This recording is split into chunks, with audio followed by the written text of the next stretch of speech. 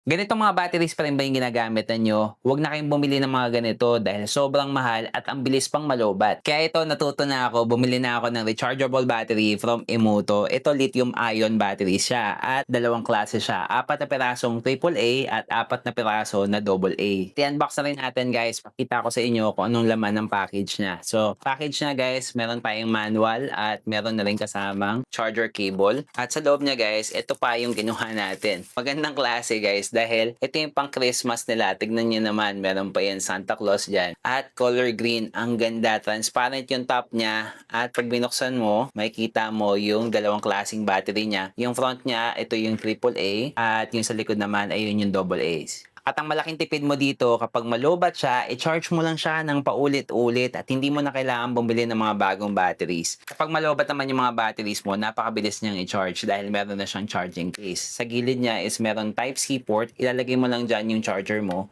at makikita mo mag-iilaw siya. Kapag nag-iilaw siya ng paulit-ulit na ganyan, nagkikislap-kislap siya guys, ibig sabihin nag-charge na siya. At kapag huminto na siya, ibig sabihin full charge na yung batteries. Kaya kung lagi kang gumagamit ng mga battery sa bahay ninyo, sa remote control at sa mga laruan ng mga anak mo, itry mo tong Emoto. Sobrang sulit nito guys. Ilalagay ko yung link niyan sa yellow basket.